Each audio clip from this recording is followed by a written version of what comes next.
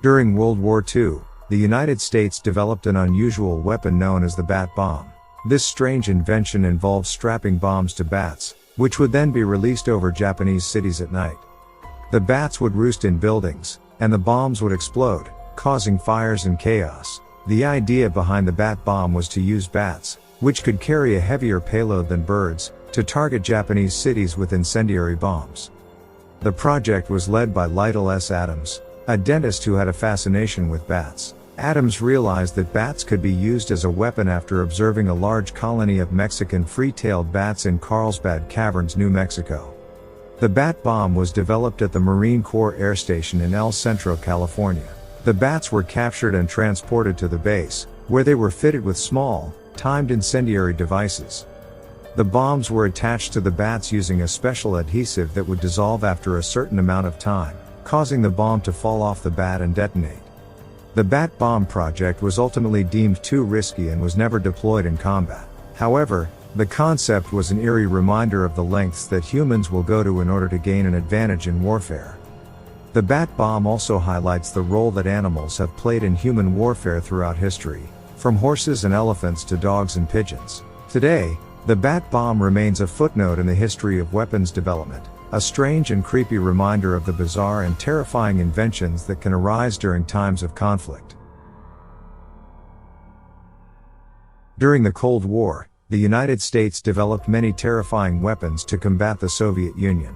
One of the most chilling was the Davy Crockett nuclear rifle, a portable, shoulder-fired weapon that fired a nuclear projectile.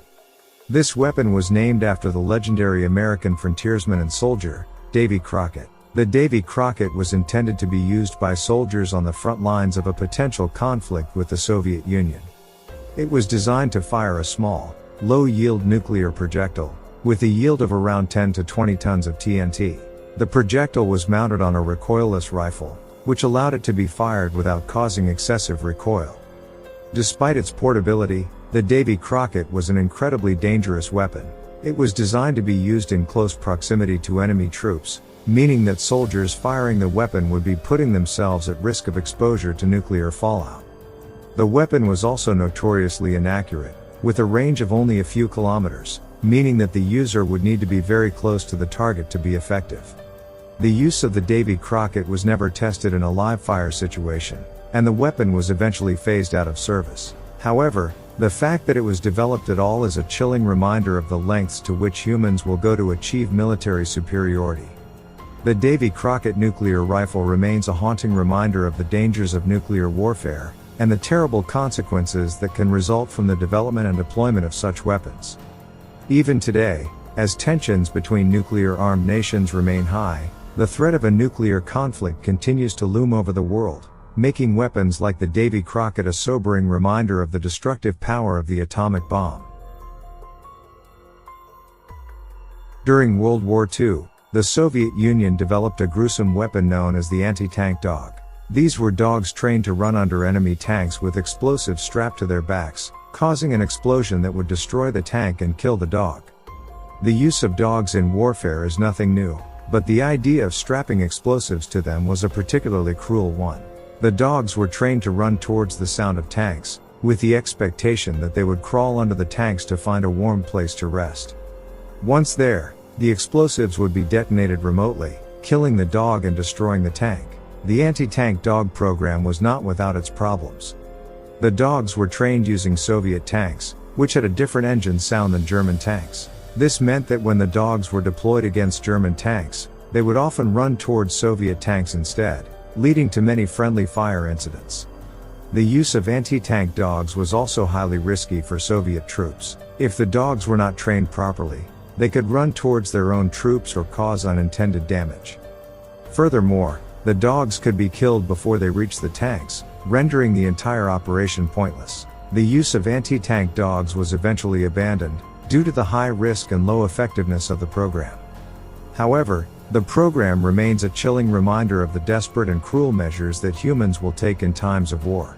The dogs used in the anti-tank program were innocent animals, trained and used for a purpose that they could not understand. Their sacrifice was both tragic and unnecessary, and the fact that they were used in this way serves as a haunting reminder of the horrors of war. During the Cold War, the United States and the Soviet Union engaged in a terrifying arms race, each nation attempting to outdo the other in terms of military technology.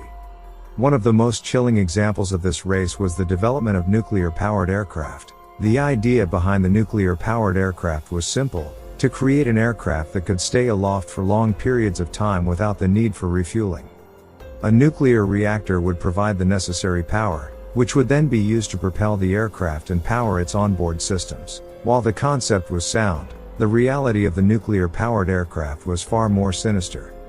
The nuclear reactor that powered the aircraft was highly dangerous, producing large amounts of radioactive material that could contaminate the air, water, and soil. In the event of a crash or malfunction, the potential for a catastrophic nuclear disaster was very real. In addition to the safety risks, the nuclear-powered aircraft was also incredibly expensive and complex to operate. The technology required to build and maintain the aircraft was cutting edge, and the cost of development and production was astronomical. Despite these drawbacks, the United States pursued the development of nuclear-powered aircraft throughout the 1950s and 60s. However, the program was eventually abandoned due to safety concerns, as well as the advent of more advanced technologies, such as long-range missiles and unmanned drones. The nuclear-powered aircraft remains a chilling reminder of the lengths to which nations will go to achieve military superiority. The idea of a nuclear reactor powering a flying machine seems like something out of a science fiction novel, but the reality of the program was far more dangerous and unsettling. While the nuclear-powered aircraft may never have been used in combat, the potential for a catastrophic accident was very real, making it a truly chilling invention of the Cold War era. The atomic-powered submarine is a technological marvel that revolutionized naval warfare and changed the course of world history. However, the development and deployment of these submarines during the Cold War was shrouded in secrecy and controversy, and the potential dangers of atomic power on board these vessels were only fully understood after several alarming incidents. The first nuclear-powered submarine, the USS Nautilus, was launched by the United States in 1954, and quickly proved to be a game-changer in terms of naval power.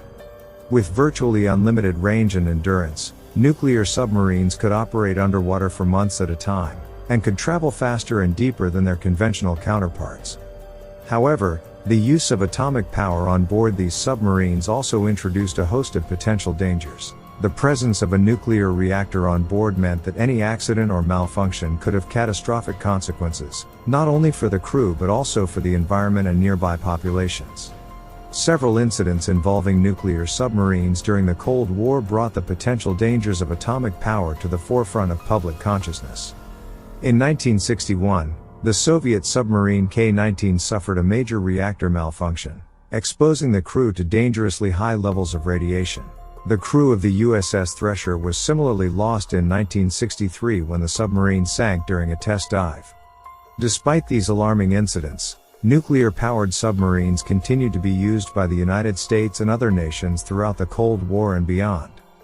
Today, the technology has been refined and improved, and nuclear-powered submarines remain a key component of many navies around the world. However, the potential dangers of atomic power on board these vessels cannot be ignored, and the need for strict safety protocols and oversight is more important than ever. The legacy of the atomic-powered submarine is one of technological achievement and military prowess, but also of potential peril and the need for caution in the use of such powerful technologies.